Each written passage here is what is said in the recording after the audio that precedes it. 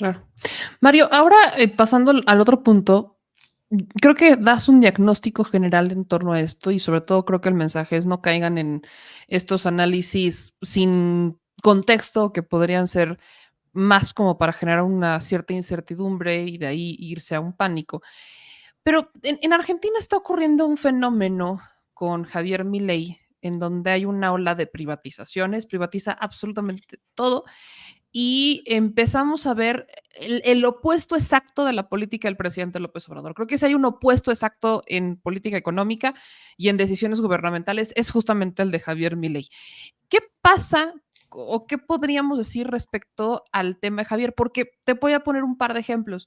Luego me dice la audiencia, es que no podemos juzgar a Milei lo que está haciendo en este momento porque apenas está empezando, lleva 23 días en el gobierno Ujú. pues él también está prometiendo austeridad y está prometiendo menos gasto público y de hecho ya corrió a los servidores públicos y ya también está bajándole los sueldos a los militares y además ya recortó a los medios de comunicación, etcétera, etcétera, etcétera. Entonces, Ujú. haciendo un comparativo un poco con la situación que también, pues aquí nos están siguiendo y nos están viendo, ¿hay algún punto de comparación entre la política económica de Andrés Manuel López Obrador y la de Javier Milei?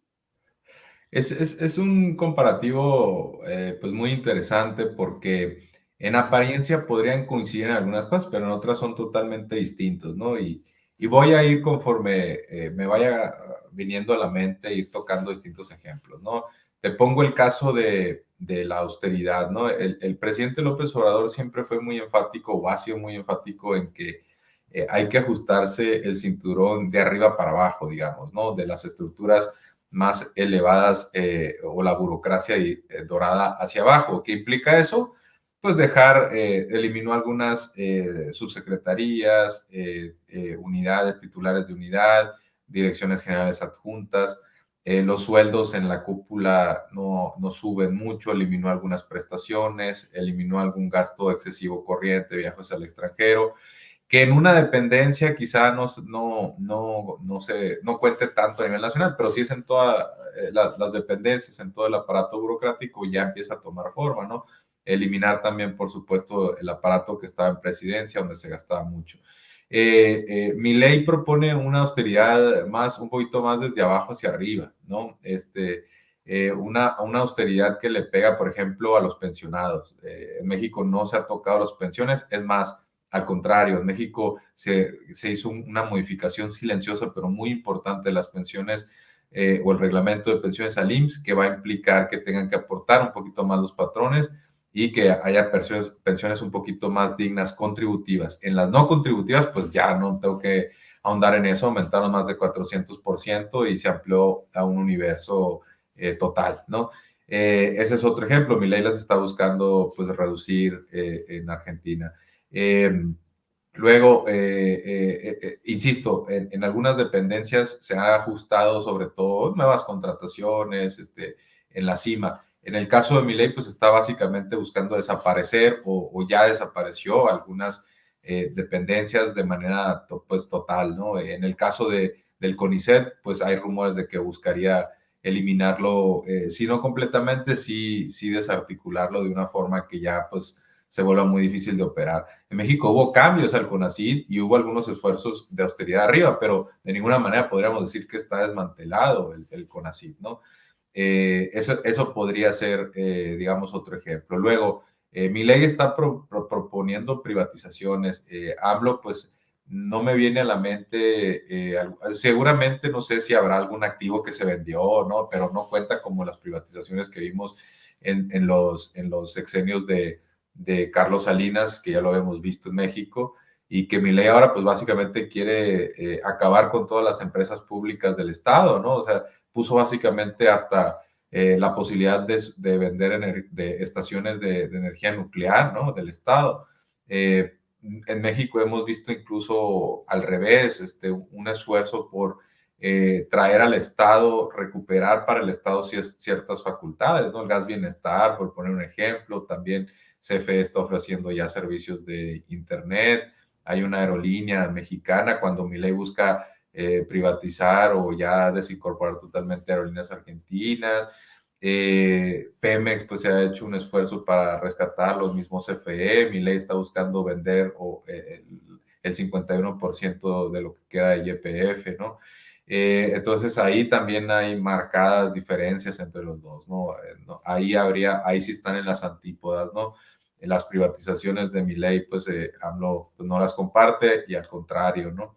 Incluso ha sido muy cuidadoso con las cuestiones de los nuevos aeropuertos, no concesionarlos, ¿no? Los está operando el Estado. Podría ser debatible qué forma de operador tendría que ser, ¿no? Si es una operación de una secretaría o si es de las Fuerzas Armadas, ¿no? Eso es lo debatible, pero no está, digamos, buscando concesionarlo a un cuate o a un multimillonario, ¿no? Milei sí está caminando por esa avenida. Ahora, ojo, cuando estoy hablando de esto es que algunas cosas no se han materializado, pero él ha sido muy vocal en sus intenciones y además el decreto y después la ley omnibus que presentó ante el Congreso, pues hacen pensar que está hablando en serio, ¿no? Y que sus intenciones son reales. No es que estemos especulando aquí, ¿no? Sí tenemos que hacer ese ejercicio porque pues sí va entrando, pero ya tomó algunas decisiones firmes. También a un político cuando dice algo hay que tomarlo como es cierto, hay que tomarlo como que sí lo va a hacer, ¿no? Tienes que partir de ese punto de análisis, si no se vuelve imposible. Y en el caso de AMLO es muy difícil hacer comparativo porque ya tuvo 5 años, ya demostró también sustancia, solidez en muchas otras cosas y que nos permite hacer una comparación, ¿no? En el caso de Milei también, por ejemplo, ha tenido problemas para demostrar algunos gastos, se supone que está recibiendo algunos favores de empresarios, por ejemplo, la estancia en el hotel en la que se quedó, luego un ticket de avión que compró que no pudo demostrar, dicen que la factura es falsa, eso ya lo dejo pues a peritos, ¿no? Que analicen una factura, pero vuelvo a esta parte, ¿no? De que, bueno, y Milei está proponiendo ahora ir a Davos, al foro de Davos, que sería a mediados de enero. AMLO sabemos que ha viajado a cuentagotas al extranjero, no sé si entre 3 y 5 veces, si recuerdo bien. Muchas a Estados Unidos, la mayoría más bien a Estados Unidos, y generalmente pues a actos, digamos, con un Estado soberano, ¿no? Con un representante de un Estado soberano, y en el caso pues, de Davos, pues es un foro, digamos, privado, ¿no? Entonces, esa sería otra diferencia entre AMLO y Milei. Milei está buscando desregular completamente el mercado laboral. AMLO le añadió, yo creo que es uno de los mejores sexenios en materia laboral en la historia de México, al menos la historia reciente de los últimos 80, 70 años, ¿no?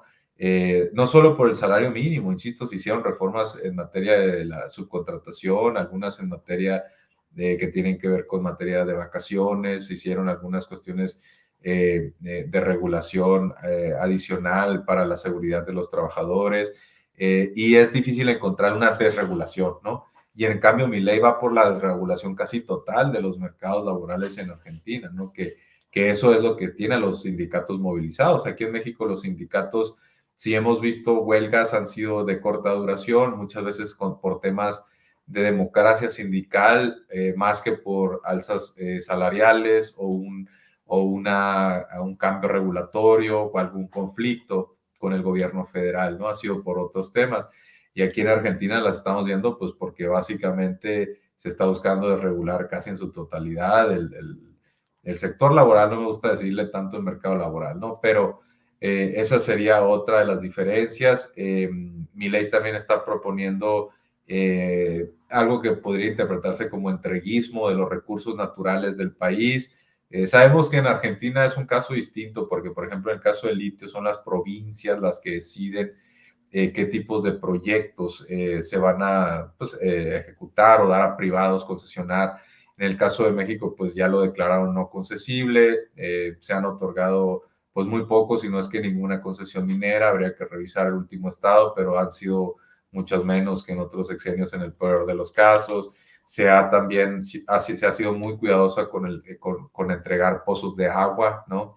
Mi ley está incluso proponiendo que en zonas naturales se privaticen algunas de ellas y se pueda permitir cualquier tipo de actividad en áreas protegidas, digamos. Entonces, AMLO ha decretado nuevas áreas protegidas. Entonces, la verdad es que en muchas cosas está en las antípodas y en donde aparentemente podrían coincidir, que es en la cuestión de la austeridad.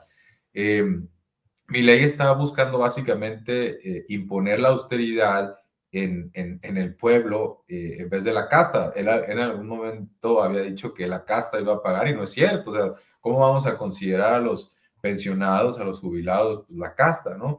Y eso es lo que llevaría pues una modificación al régimen de pensiones, retirar subsidios, ¿no? A energéticos, por ejemplo, al transporte. Ahí es complicado la comparación porque en México no están tan subsidiados, los subsidios muchas veces son estatales, no necesariamente federales en temas de transporte, varía, pero bueno.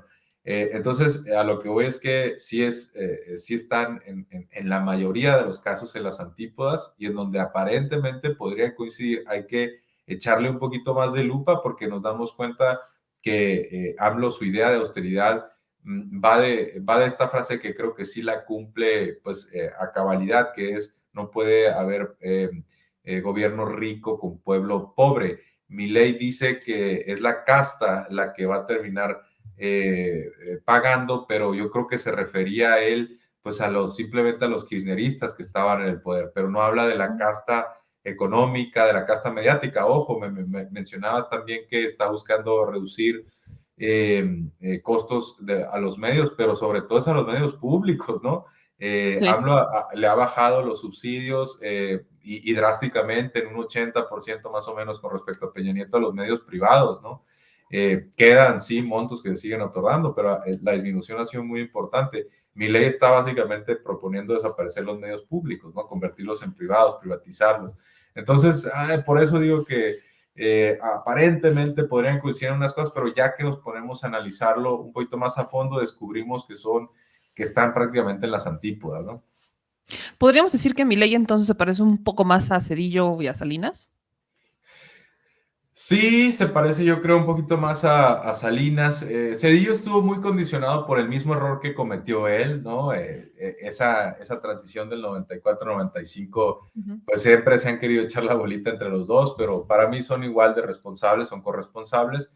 Y después todo quedó condicionado para el sexenio de Cedillo y se salió de esa deuda, perdón, se salió de esa crisis porque se pidió un montón de deuda. Hay que recordar aquel famoso episodio donde Clinton se salta al Congreso y se acepta un pago ingente para México, ¿no? Un rescate ingente, y además se sumaron después fondos del Fondo Monetario Internacional, se sumó después el rescate del FOBAPROA que seguimos pagando. Entonces, por supuesto que si llega toda esa deuda en un solo momento, en un periodo corto de tiempo, pues Cedillo tenía para entregar crecimiento económico elevado. Por eso también cuando analizamos el PIB hay que compararlo con si hubo deuda o no, porque con deuda, pues de repente llega un montón de dinero y lo puedes aplicar a un montón de proyectos, pero tienes que irlos pagando en el resto del tiempo y puedes ir condicionando a los gobiernos que vienen después de ti y esos gobiernos pueden crecer a tasas más bajas y es un tanto tramposo, ¿no?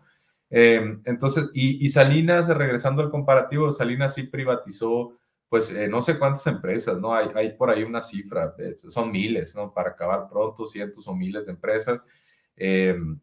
Algunas quizá, pues sí podían haberse, no sé si privatizado, y menos en los términos que lo hizo, ¿no? Muchas veces entregándolo a cercanos, a compadres, a cuates, a oligarcas, ¿no? Mucho menos haberlo hecho en sectores estratégicos, ¿no? Pero se parecería quizá un poquito más a Salinas. Ahora, Cedillo ahí también tuvo algunas cuestiones que tuvo que ver con críticas desde el punto de vista democrático, ¿no? Como cuestiones relacionadas a la Suprema Corte, algún tipo de represión por ahí, y eso lo podría acercar como a este lado un poquito más autoritario, ¿no? De Milei, aunque pues no podemos considerar a Salinas un demócrata como tal, ¿no? Pero bueno, tienen ahí los dos, creo, tanto Cedillo como Salinas del PRI, son hijos del neoliberalismo, son totalmente neoliberales en ese sentido. Digamos, el plan de Salinas fue un poquito más ambicioso, yo creo que muy ligado a la personalidad de su ejecutor, en este caso de Carlos Salinas. y buscó hacer mucho en muy poco tiempo y adelgazar al Estado, y también le puso más énfasis a los tratados comerciales. Aquí Milei, eso es y con esto ya termino, es lo que me faltaba. Milei, las relaciones internacionales, está buscando alinearse casi por completo Estados Unidos y sus aliados, por ejemplo Israel, en este caso pues por la coyuntura es obvio. Cortó por ahí un swap que tenía con China, que es un swap, pues básicamente que para cuestiones de comercio internacional le garantizaba acceder a yuanes de manera un poquito preferencial, ¿no? Canceló eso y tuvo acercamientos con Taiwán, básicamente ofendiendo a China. Se salió de los BRICS, se supone que iba a entrar Argentina en estos primeros días de enero a los BRICS Plus y se salió. Los otros que ya tenían comprometido entrar, entraron, pero Argentina no. Y básicamente pues está proponiendo una alineación casi plena con Estados Unidos, ¿no? Y además con Brasil, como está Lula, que es de centro izquierda, pues también le hace el feo y no quiere saber mucho de él. Entonces la verdad es que está medio aislado en Sudamérica y en Asia no le interesa mucho y está buscando subordinarse a los Estados Unidos. Carlos Salinas firmó el Tratado de Libre Comercio con los Estados Unidos y encadenó básicamente a la economía mexicana a ese destino durante pues, muchas décadas. Y eso también podría acercarlos, pero digamos que Milei todavía no ha anunciado así que va por X o Y de tratados comerciales. Eso yo creo que esa parte de su agenda quizá vendría después. Ahorita lo que es prioridad para él es el adelgazamiento radical del Estado, la privatización también radical y otras, y una regulación casi general, ¿no? De la economía. Cierro con esta pregunta, que creo que es la que engloba un poco el por qué tocamos tanto el tema de Milei aquí en México.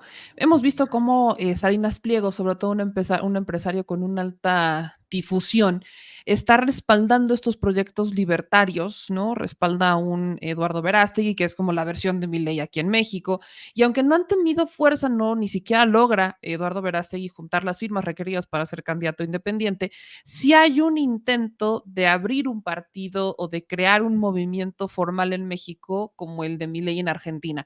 Entonces yo no creo que se deba de subestimar el caso de Milei. Por eso quisiera que me ayudaras con el tema del libertarismo, porque entiendo que esta ideología que practica Milei, que sobre todo se identifica como minarquista y liberal libertario o liberal clásico, básicamente anarcocapitalista, te dicen que la única manera de conseguir la libertad y de ser libres es a través de del mercado, o sea, es a través de las leyes de oferta y demanda. Entonces, la otra vez hice una explicación de la ley de oferta y demanda como para entender por qué me preocupa un poco el tema, pero pues tú que eres experto en el tema, ¿me podrías Sí, ayudar a dar como este contexto, ¿no? De cuáles serían sí. las consecuencias en México de una política libertaria o de que se empoderar a una ideología libertaria como la de Milei aquí en México, que es cómo se puede concebir, cómo es que alguien entiende o logra creer de verdad que se va a lograr la libertad a través de los empresarios, a través de las privatizaciones, cuando aquí ni siquiera hemos logrado que los empresarios erradiquen el outsourcing por completo, cuando ni siquiera hemos logrado que los empresarios pues hagan la división, la repartición de utilidades justamente, o sea, ni siquiera logramos que respeten la ley del trabajo. ¿Cómo esperamos que la libertad se logre a través de esto? O sea, el caso de Milei me impacta, como es que él dice, ¿no?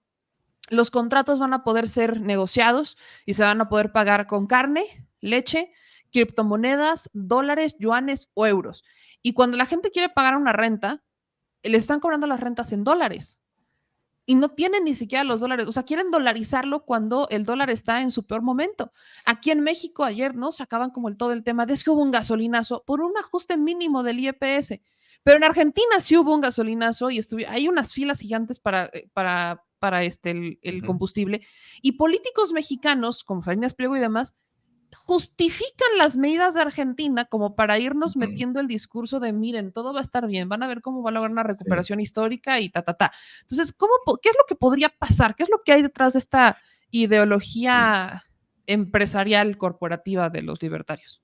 Sí, bueno, primero yo haría una distinción, sí es anarcocapitalista, pero digamos que yo lo vería como un turbo capitalista, ¿no? De ninguna manera lo pondría como un liberal clásico en el sentido de que los liberales clásicos veían la libertad como más eh, poca interferencia, digamos, del gobierno, pero hay que recordar que muchos de los liberales clásicos escribieron en tiempos de la monarquía absoluta o cuando la monarquía absoluta venía un tanto en declive, ¿no? Pero era más una definición en cuanto a lo estrictamente político, pero luego los libertarios, los turbocapitalistas, le dan mucho más énfasis a la libertad efectivamente basada en parámetros de mercado y el sistema de precios, ¿no? Que todo tiene, digamos, un precio y en función de ese precio de mercado, debe funcionar el mundo, ¿no? La vida.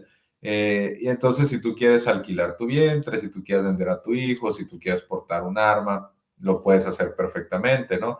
Y es una libertad individual un tanto ciega en el sentido de que pues no reconocen muchas veces que esas libertades individuales pueden transgredir los derechos de otros o pueden impedir la libertad de terceros, ¿no? O afectar la libertad de terceros. También, pues es una libertad muy basada en la ley de la selva. Hay que recordar que mi ley se identifica con un león y el león, pues es el rey de la selva. ¿Y qué implica que el león sea el rey de la selva? Pues que hace y manda lo que él quiere, ¿no? Y si alguien se le mete en el camino, pues lo quita de un zarpazo, ¿no? Pues eso está bien para la selva, ¿no? Así ha venido funcionando cientos de miles de años o millones de años, pero yo creo que la humanidad tendría que ser mucho más que esa convivencia selvática, ¿no? O sea, ¿qué pasaría aquí? O sea, si tú te metes con un poderoso, con un empresario, pues que te pueda matar y quitar del camino porque estás quizá interfiriendo con su libertad para expoliar a los consumidores o para abrir nuevos mercados, ¿no? O sea, si nos vamos a una interpretación de la ley de la selva en sociedad, pues llegamos a un darwinismo social macabro, ¿no? Y muy peligroso y que puede llevar, y que cuando se colude, por ejemplo, con el Estado a través, no sé, de una dictadura, pues puede llevar a situaciones que a veces pensaríamos que están superadas, ¿no? Pero que pueden regresar en cualquier momento si nos descuidamos y efectivamente eso me lleva a México y comparto tu opinión. Yo creo que no hay que subestimar a Milei, pero pondría a Milei como parte de un fenómeno más amplio a nivel internacional, que son las ultraderechas o las extremas derechas, que son dos cosas distintas. La extrema derecha entendida como que trata de competir más allá de los juegos o del ordenamiento democrático, ¿no? Y la ultraderecha se suele asociar un poquito más a una contestación de las instituciones liberales, ¿no? Y una batalla también cultural. Pero bueno, en ambos casos, pues sí estamos viendo su crecimiento a nivel, al menos occidental, no sé si en Asia también, la verdad es que no soy un experto en Asia en temas políticos, pero no creo que sea similar a Occidente. Y en Europa sí estamos viendo en prácticamente todos los países que las opciones de la derecha más extrema están creciendo, ¿no? Estoy pensando en Chega en Portugal, estoy pensando en Vox en España. Bueno, Vox sería como una especie de excepción porque ha venido cayendo, pero el PP se acercó a posiciones más ultras y el PP sí está en primer lugar en las encuestas.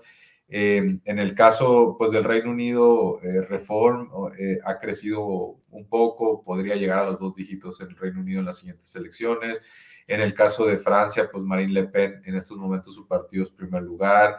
Ganó recientemente las elecciones parlamentarias en Holanda, en otros países como Alemania ya están en segundo lugar. Ahí habría probablemente un cordón sanitario. La verdad es que no creo que la dejen llegar al menos en las siguientes elecciones, pero no sé, en 2 podría ser el caso, o si hubiera una crisis en un gobierno, en el siguiente gobierno o en este gobierno, podría cambiar el panorama, entonces que sí llegue al poder la extrema derecha alemana con todo el antecedente histórico que ya tenemos.